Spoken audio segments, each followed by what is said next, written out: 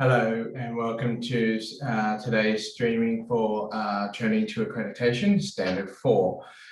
Today we'll be covering everything about Standard 4 and how we can find the evidence and how to write the annotations to be able to help you get to your accreditation. For today, I will be showing you a PowerPoint slide and as well as some evidence that has been submitted by somebody who had actually used Standard 4 as part of their evidence. Different from mine, but also quite interesting and exciting, and I'm very excited to show that to you. Without further ado, let us begin with our presentation. Okay, so for today's video, what we will be doing is we'll be doing a review of Standard 4. We'll be talking about some of the evidences that you might want to use for your for this standard, strategies for collecting evidence, some examples and annotations, as well as an annotation example. Before we begin with Standard 4, I just want to start with just a general comment about Standard 4. Standard 4 is mostly about classroom management, and it's mostly about your understanding of how to create and maintain a supportive and safe learning environment. How you interpret that is up to you. That can be with a teaching methodology that tries to include different people to make it a collaborative, safe environment. It can be a teaching environment where it's more where you are giving a lecture style lesson and that you expect people to be listening. It can be lessons where you are accounting for people who have learning difficulties or peer relationships that are difficult to manage, and how you approach that is what this standard is really looking for. How you are able to support student learning but also support their welfare and to be able to make it that it's a safe learning environment. So let's start with the descriptors. Descriptor 4.1.2 is to establish and implement inclusive and positive interactions to engage and support all students in classroom activities. So this is you showing your proactivity. This is you actually saying, okay, this is what I want to do, and this is how I'm going to be able to do it. Implementing something also means that you need to show the follow through. 4.2.2, establish and maintain orderly and workable routines to create an environment where student time is spent on learning tasks. Sometimes, especially as casuals, this may be very difficult to do. As with casual teachers, we may not know what the routines are of the teacher that we are taking the class from for that day. So we have to be thinking about what are the routines that will work best in the environment that we are teaching for the subject that we are teaching that day. It's always good to at least ask a student and just say, hey, what do you guys normally do? And they might tell you some of the routines that they already have.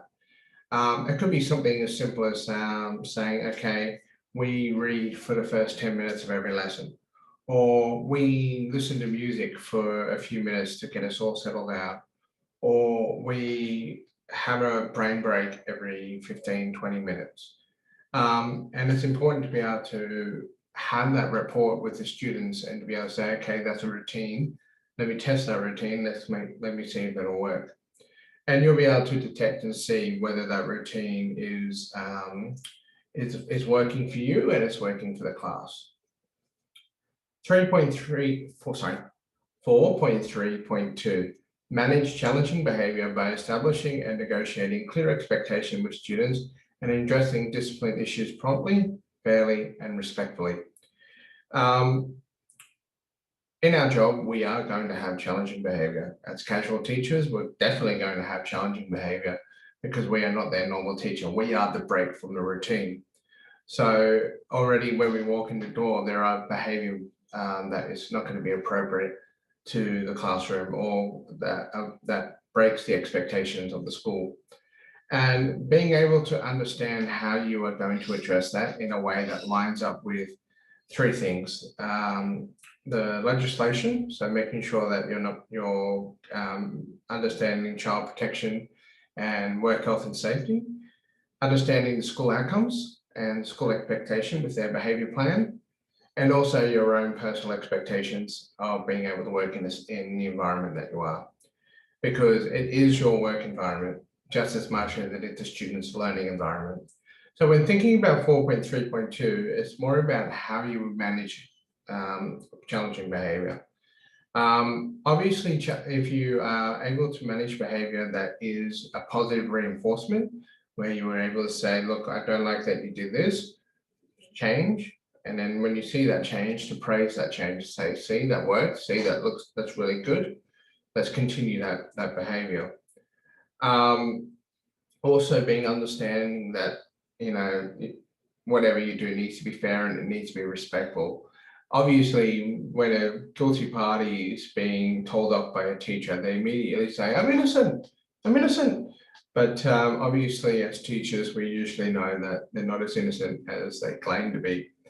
So it's being able to make sure that you are being able to demonstrate fairness, where you're saying, look, I'm calling on you to improve your behavior. I'm being fair, I'm being consistent. I'm going to write it down. I'm going to talk with the head teacher. I'm going to correspond with home. Something where you are saying that you are showing your fairness is very, very important. And of course, always being respectful. 4.4.2, ensure students' well-being and safety within school by implementing school and/or system, curriculum, and legislative requirements. Well-being systems are quite common now in all schools. However, you cannot use records from well-being entries that you put in, such as data entries or reports that you put in.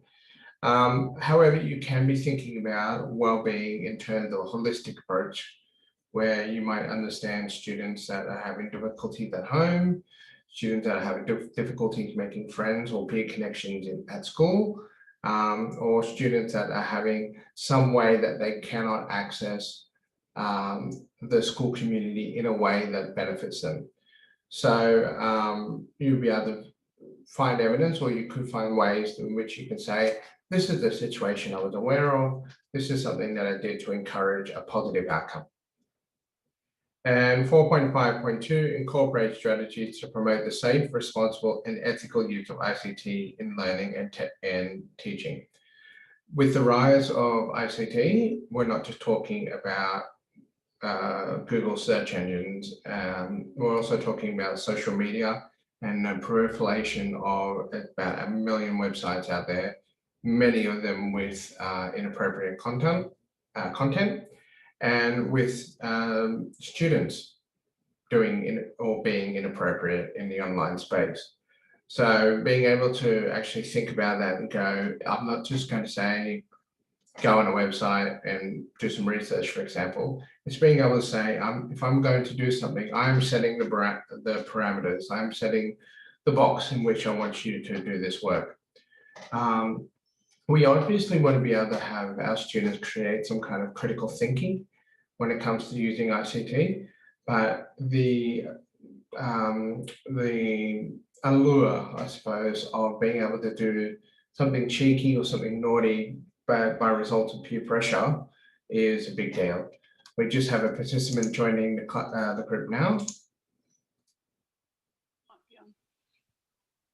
Hello, Em. Welcome to the video. I've just been going through the standards for the descriptors, and now I'm just about to go on to the evidence. If you would like to talk to me, just send me a chat message. Okay. Now with that, let us move on to what kind of evidence we can use. First and foremost, lesson or day plans are always a very good lesson plan to piece of evidence to use.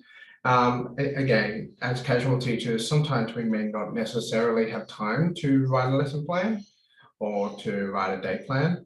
Again, if you can ask in advance to whoever's booking you to give you a heads up on which class you're going to take, and then to contact that teacher and say, can I write this lesson plan, or can I take this lesson planning off you for this one-off? And I'm fairly confident that a teacher in that position will be happy for another teacher to do that and write a lesson plan, because it means they don't. You can document management of student behavior, including implementation of clear expectation, protocols or rules and consequences. So most schools have this already, or most schools should have this already, where there is a method upon which you are saying, okay, if I address this issue, say 3 times in class and it doesn't work, then what we can do is we can say, okay, well, as the issue is now finished with me, I now need to move it on to somebody else. And if that doesn't go on from someone else, it might go on to deputy, it might go on to welfare, it might go on to the principal. So any documentation that you have of you following the school procedure for protocols, rules, and consequences is very, very good. You can document or have an observation implementing clear expectation protocols and rules and consequences. Again, I think I might have done the double type there. Again, as a casual teacher, it can be very hard to be able to do that. But again, if you're thinking long term, you're thinking about how would you do this day to day? How would you approach your expectations, your protocols, and the rules and consequences? One thing that I did when I was doing my casual teaching is that I had 3 very, very simple rules that I would have of my expectations for the classroom. It would be, do all the work given to you, and I wouldn't accept homework as an excuse. Be respectful to yourself and others. And if you have a question, make sure that you ask somebody first before you ask me. 3 very, very simple rules. And I usually found that the second one, the respect one, was obviously where there would be a lot of tension, or there will be students that will keep saying, I can do this for homework, I can do this for homework. But I was able to document that they were my 3 expectations of every lesson. And after a while, the school students eventually learned that, well, Mr. Couchy has those 3 expectations, they're not going to budge. And that ended up serving me to a great deal.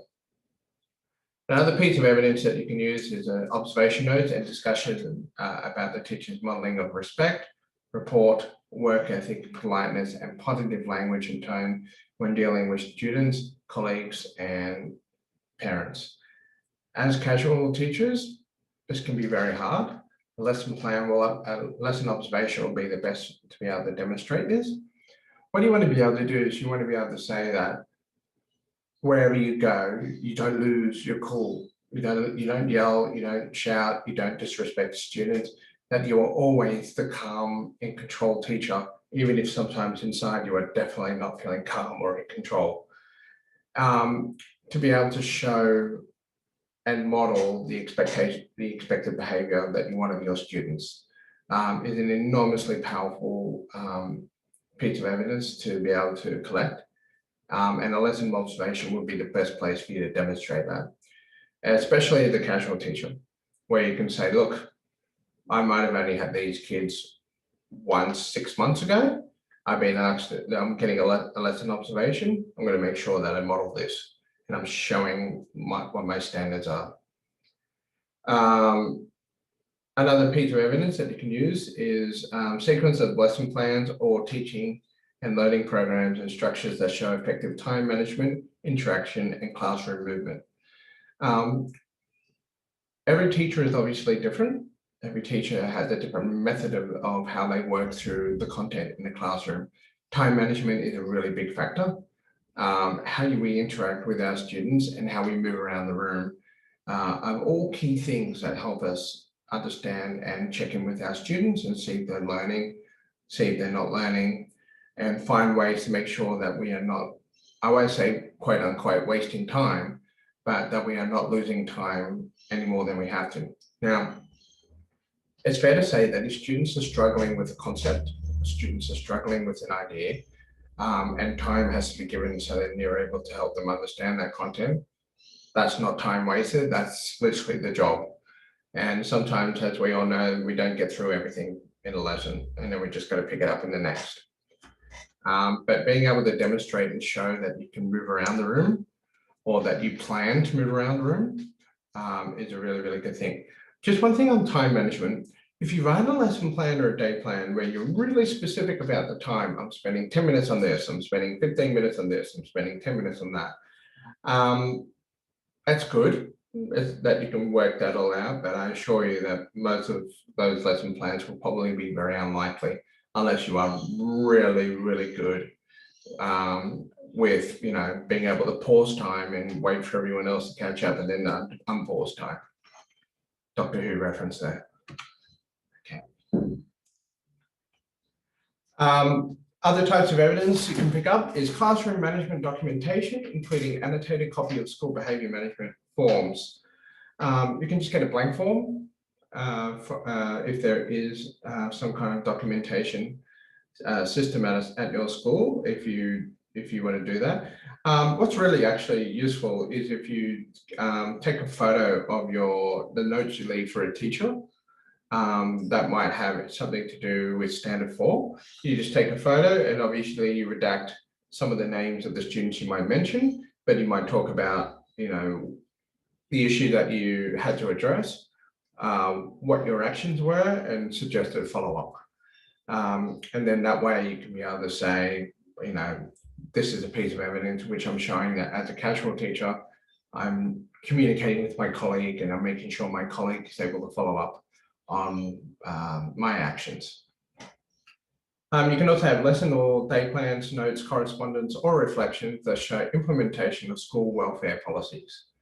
So if you do not know your school welfare policies, it's absolutely crucial that you go and find out. As a casual, sometimes you might show up to a school and you may not know what the welfare policies are. Simply ask, and someone will tell you.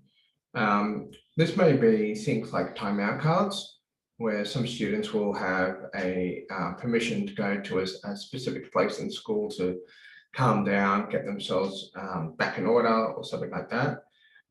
You might have something where you have students who have welfare issues where it's like, okay, certain students can get overwhelmed and when they do, they have a device or they have a book or they have some strategy that they use to be able to help them center themselves.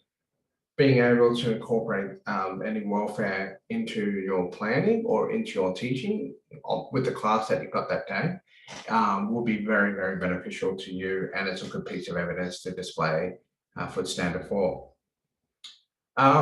Lesson observation for strategies managing student behaviour. I actually asked about this one and why it was actually became part of standard 4. There was a period of time way before I became a teacher where a lot of management strategies focused on yelling, threats, intimidation, things that would, meet the student in a place of power and authority and fear. And that was for quote unquote, for some people, that was a legitimate management of student behavior. Obviously, we've phrased a lot of that out. So when you're doing observations, you're thinking about what are the management strategies that you can use. Do you use proximity, where you just walk past a student and you're just staying in the area and you're just having a quiet word with them, and then you just kind of stay around and just say, I'm here to help if you need it, and then you're just wandering around and making sure that they're okay. You might have something where you have a student that's being really difficult and you go, okay, thinking on my feet, I'm going to get the rest of the class to go off and do a small task for 5-10 minutes. While the rest of the class is talking, I'm then going to go over to the student and I'm going to try and find out what's going on.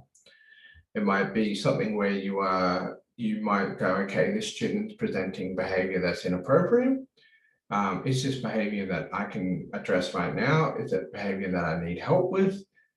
Things like that. But as you are thinking about the strategies that you are trying to use that are positive, and more importantly, a strategy that doesn't point out the student's behavior so that their peers get involved in it.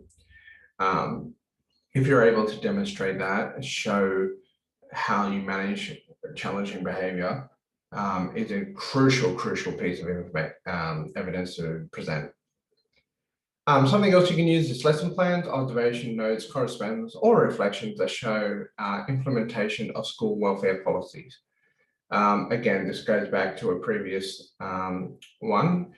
If you know the school welfare policy and you have students that you are aware of through independent learning plans or through behavior management plans, then you can include that in. Something else that you might want to think about is documents such as emails, letters, or notes from conversations and meetings that show how the teacher follows up on agreed actions with individual students. Again, we can't have student names, but it is good to be able to show. Excuse me, quick Mac booster needs your attention. It might be really good to be able to show something where you are following on from something, that you don't just leave, like send an email off to someone and then never get a response, where you can show that collaboration and you can show that kind of flow back and forth of, we have this student that needs help, this is the help we're going to provide, this is the outcome that's going to happen, okay? And then to be able to have a follow-up. Email chains are great to be able to do that, because then you can just simply print the whole thing out as a PDF and then attach it as evidence.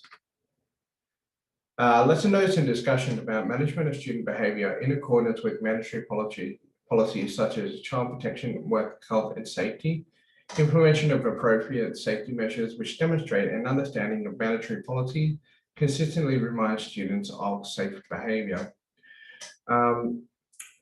This is basically where you were thinking about child protection and work health and safety on site and off site as well. So if obviously we know that as mandatory reporters, if something happens in class in which we feel that a student is not, may not be safe at home or may not be having a safe environment outside of the school, that of course we have to report that straight to the principal. But in this case, it's more talking about, you know, if you are aware of students that have behavior issues, that you set the structures and then the student is able to walk into your classroom with those structures already in place.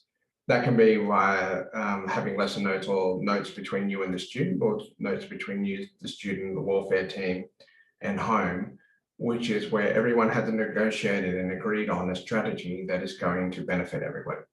And more importantly, it's going to benefit the student. So if you're able to have something, a piece of evidence that's able to show that, absolutely gold. Lesson and or day plans and or observation notes which show awareness of school and or system requirements in terms of bullying and reporting. Bullying is not okay. We all know this.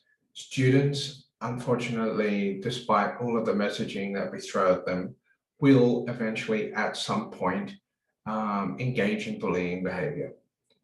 It's disappointing when we see it, but it happens. Being able to find some way in which you are able to be aware of the bullying when it happens, aware of the school policy in regards to bullying, and having a strategy where you are addressing bullying and making sure that there is a consequence for the bully and that there is justice for the victim. This doesn't mean that you become judge, jury, and executor at the school.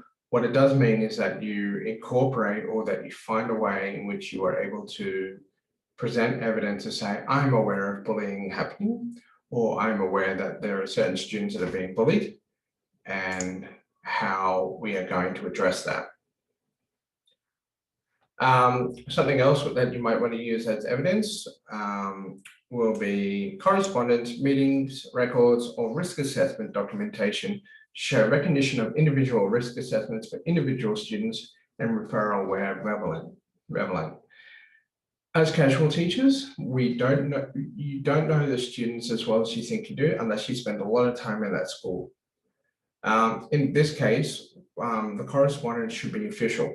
So it's coming from your official email account to whoever it is that you're addressing it with, where you are saying, I've identified a student that's at risk. I'm having this as documentation.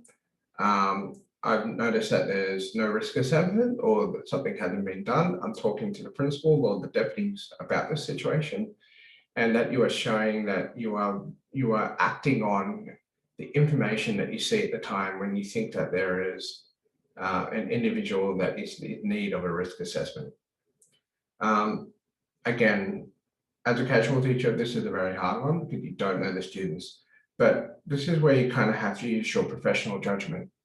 If you see a student that you think is at risk of something and you actively go and try and find more information about that risk and you are unable to find it or you think it's not there, document it, get that ball rolling to be able to make sure the student has some kind of risk assessment on file somewhere. And that can actually be used as evidence where you can say, I had this situation, this is how I addressed it, this is how, what the outcome was. Documentation showing us student safety concerns. This doesn't necessarily have to be in a negative light. This can actually be in your preparation notes. For instance, I work in the technologies department. And when I do a practical lesson, I do a risk and safety checklist to make sure that everything that I give the students is going to be safe. So I look at all the equipment that the students are going to be using. I make a list of how many of whatever it is that's going to be given to a student. So how many scissors, how many rulers, how many blades for saws, how many screwdrivers or hammers or things like that. And I document that and I write the safety. And when I do the safety, I'm thinking about the students where I go, okay, students have done the safety, but I have not actually seen them use these tools before. As a result, I'm going to be watching each table do X, Y, and Z actions as I ask them. And that way you can be able to use that evidence, those notes where you say, I'm recording my concerns about student safety and how I'm going to account for it. All right, next slide. Last two. Assessment tasks that include clear guidelines to students about plagiarism, referencing conventions, and academic honesty. As casual teachers, we don't really deal with this in the back end because more often than not, we're not marking assessment tasks. But usually we might be called in to cover a class where they are doing the research or where they are writing their assessment tasks. And you want to be able to make sure that you're pointing out plagiarism is bad. Referencing conventions, so you might be talking to them about the different referencing styles, or maybe if on the assessment notice, they will tell them what reference style they need, and the importance of academic honesty. To be able to demonstrate this, it can be done as part of your lesson, where you are going, okay, my lesson is going to be incorporating X, Y, and Z, and you might address plagiarism, where you might go, everyone's going to be doing their essay in this lesson. Before we start, I'll talk a little bit about plagiarism, make sure that they're referencing appropriately. And then there can be samples of email and online communication, such as blogs between teachers and students that model responsible and ethical use of ICT. Google Classroom does a lot of this for us already.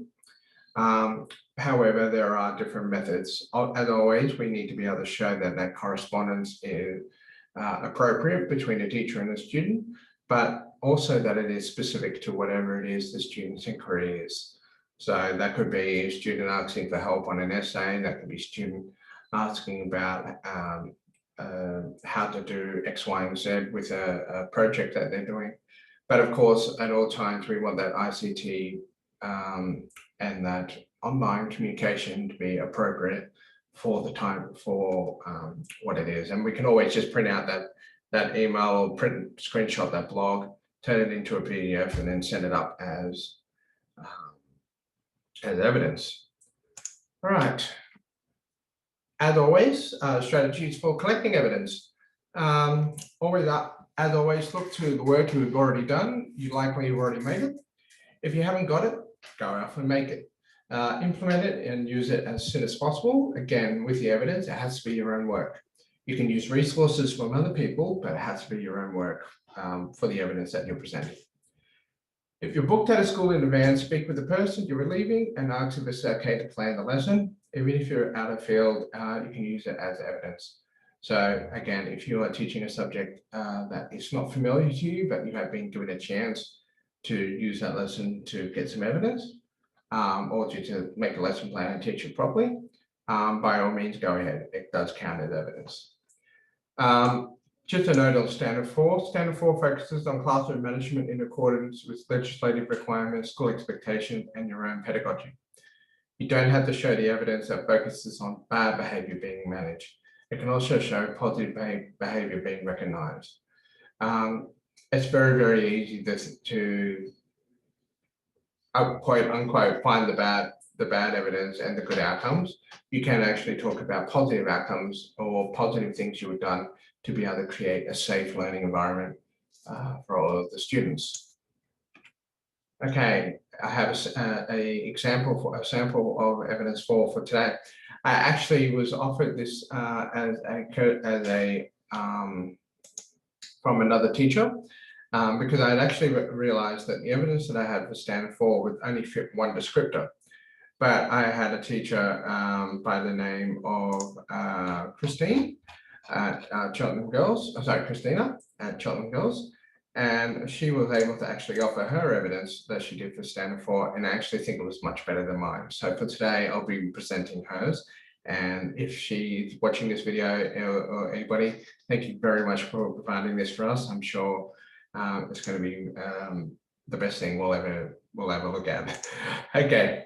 I'm just on the chat. Anne and Maria, can you see the PDF that I've just put up?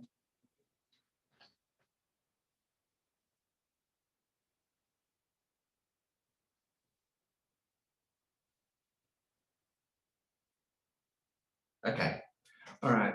So this evidence is, like I said, it's from Christina, and it was in regards to her Year 9 English class that she had. In the annotations, we'll dig a little bit deeper into why she chose this evidence. But what she wanted to do is she wanted to establish and maintain a reading routine.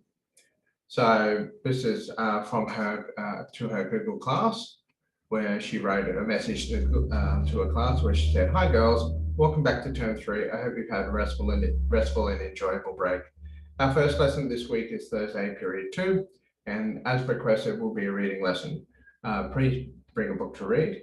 Further to that, we will be working on creative writing all terms, so reading will be a regular component of our learning in this area.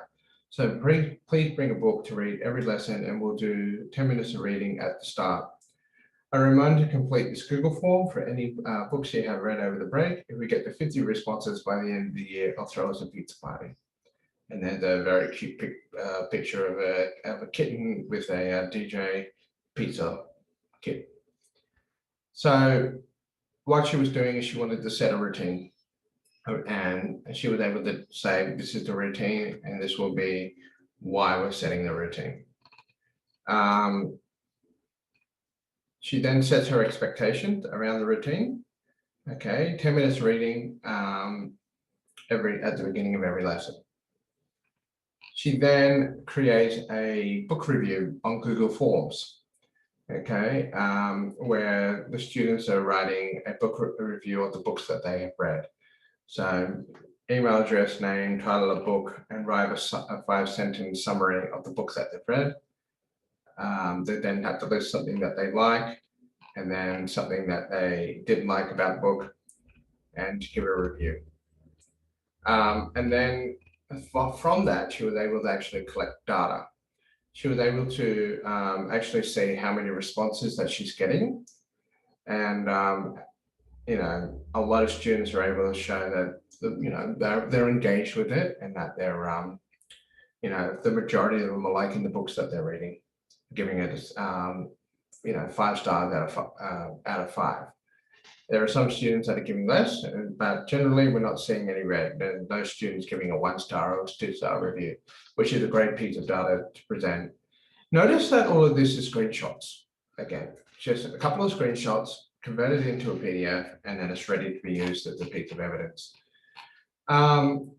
This was a very interesting piece of evidence that was presented.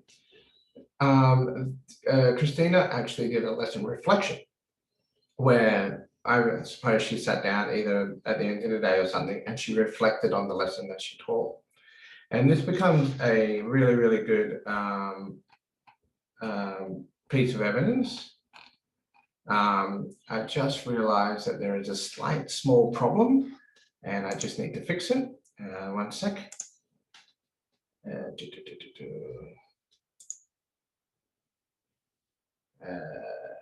Something had happened with the file, and there is a what do you call it? There is a name that has been put up, and I just need to see if I'm able to get rid of that. Just give me a second.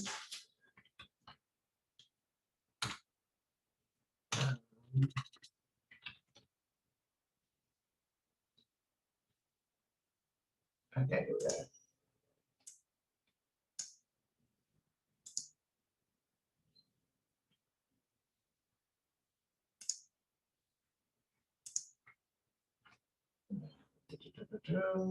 That should be correct. I just need to quickly make sure that I have done the correct thing and that I've redacted. I redacted the student name before, but for some reason it had not come through again. Let this be an example of making sure that you have redacted the information appropriately. So I can give myself a little bit of a whoopsie for that. Sorry. Okay, let's get back to it. Here we go.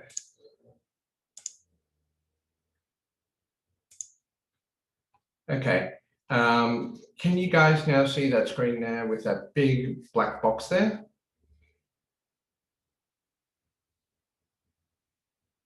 Yeah, may that be a lesson to everybody. Okay, redaction is important. I redacted this earlier. Unfortunately, the thing didn't take through.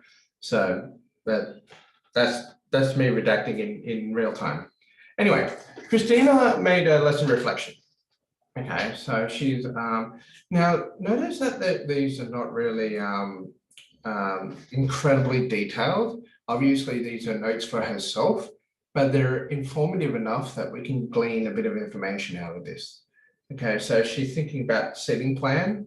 She had an issue where she didn't want to project, where draws attention to a problem child. So to project and maybe call out a student in her class in particular. Don't overemphasize and then redacted. So there was a student there where she was obviously having an issue to address. Reading books needs to be required and have a consequence. So there were students that were showing up that didn't have their own book. She was thinking that she needed to put in deadlines, clear expectation, and then hold them accountable. So she's thinking about students, and maybe she's gone, I've asked for something, but they're not really following through. I need to find some way to make them accountable for this. They need to minimize downtime, fill it with learning, revision, things like that. So maybe there's parts of the lesson where there's a lot of downtime. Maybe some students are finishing the work early. She's thinking about explicit communications and instructions and why purpose. So maybe she's thinking these students want to know why they're being asked to do something.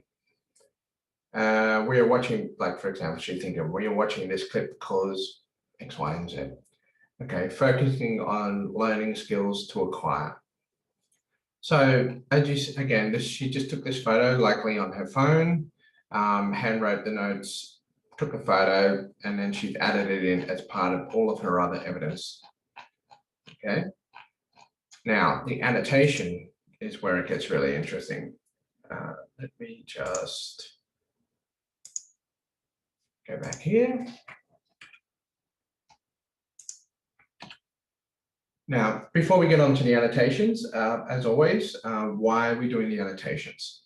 So the purpose of each annotation is to explain how and why the selected evidence shows that your teaching practice meets the standard descriptors. Annotations should provide the context of the evidence in order to situate words such as what, who, why, and when. Annotations should identify and explain how the evidence meets the specific standard descriptors.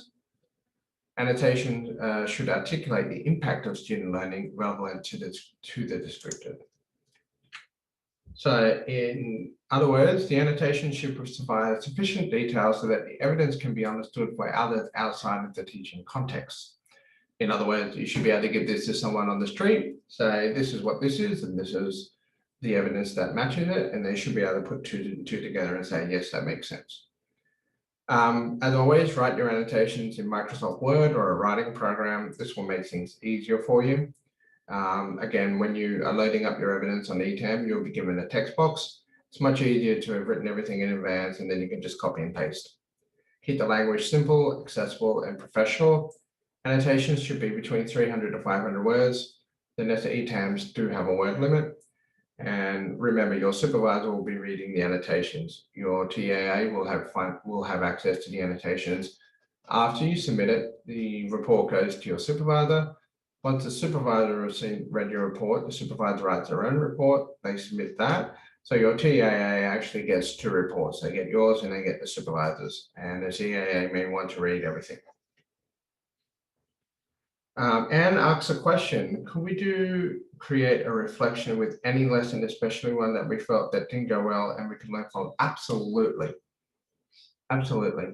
So if you do a reflection where things didn't go well and you're reflecting on,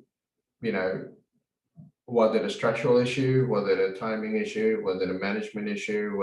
If you can identify the issues, and then maybe you might be thinking, okay, well, these are the issues I've identified in my reflection. You might do some professional reading about it. You might do some discussions with your colleagues, and all of that can be counted as evidence. But I absolutely do think that if you want to do a lesson plan, a reflection on any lesson that you've done, by all means, absolutely. Reflection is always good. It's whether we actually follow through on our reflections. That's where it counts. Okay, so the sample of the annotation is actually from Christina, and this is what she wrote. And I do apologize that there is a lot of text. There's this slide here and there's the next one. Just thinking about what we've seen earlier on the from the PDF, this is what she wrote. To support a unit of work focusing on creative writing, I implemented a wide reading program for my Unite English class. Wide, independent reading of books for pleasure is a strategy supported by research, linking standard 1.2.2, allowing students to engage with literacy on their own terms and at a level which is appropriate to their abilities. Understanding that many of my students expressed a lack of interest in books, and considering that many may not have had access to suitable text at home, I provided a class with a suggested book list and took students to the library to borrow a book, demonstrating standard 4.1.2. And then installed a fortnightly reading lesson, as well as 10 minutes of independent reading at the start of every lesson, 4.2.2, setting up that routine. I set up a simple Google form for students to leave a review of books they finished reading. I incentivized this with the goal to receive 50 responses by the class by the end of the year. With 27 students, this averaged out to less than two books per student. If the goal was achieved, I promised a pizza party.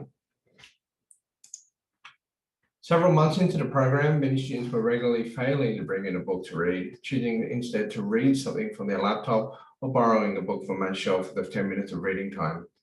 After discussing this reading routine with my supervisor, who offered feedback on ways to ensure all the students were being engaged and supported on this task, I made some adjustments, referencing standard 6.3.2 and then back to standard 1.2.2. I re-established my expectations for student participation in this program. Clear consequences were establishing for not bringing in a book, and a take-up time was provided. Students' engagement with this reading improvement has increased greatly, and a parent even thanked me for doing the impossible, getting their child to read. So that's the annotation. So as you can see, it's written like a story. And notwithstanding that she's an English teacher, that's kind of what we want an annotation to be. A simple story, being able to walk us through the beginning, the middle, and to have a conclusion.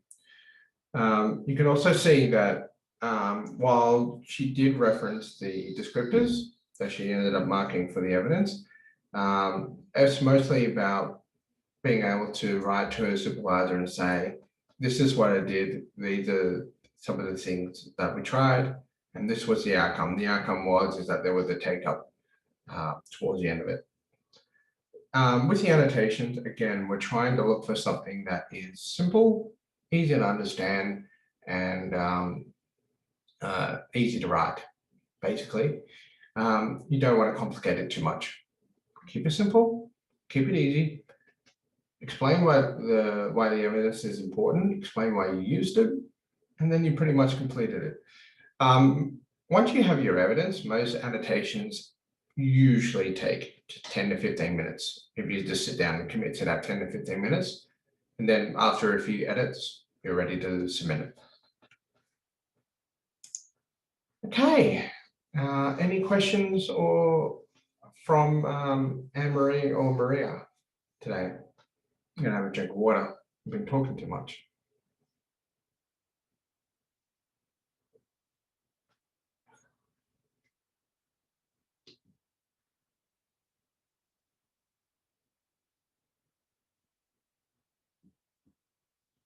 Yeah, I figure that by the time we get the standard 4, that it would all be pretty much a repeat with just a few minor adjustments here and there.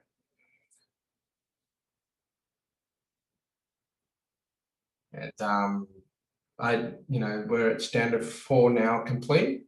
We have just 3 more to go. Hang on a second. Oh, I was just going to say, thanks, Josh. It's really great doing all these things. I did my observation today, so that was great. It really went well. So I'm feeling like I'm on track. So thank you. You're very welcome, Anne-Marie. Do you think you'll be able to put in your report in soonish? Oh no, I've still got to do all my annotations, but I'm getting more confidence together because of like just listening to all these and putting it all together. I'm starting to pull it all apart. You are very knowledgeable, so it's really helping. So I just want to encourage you about that.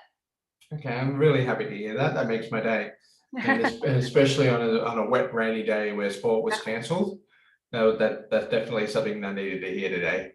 Yeah, no, it's really good. No, today was actually really good. It's just starting to make sense now. I'm starting to get to know all the standards, and I've got my little thing here, and putting notes there as you're saying them. So I think it's gonna it's really good when people look back at this, they're really going to understand what's going on. So thank you. Really happy to go by the end. I'll start to put it, it'll be all together, hopefully this term now. And I wouldn't have had the confidence to do my observation and everything today if I hadn't been doing these lessons. So that's very good. Thank you. Good. Really, really happy to hear that. And other than that, I think that's it for today. Great. Okay. Thank you so much.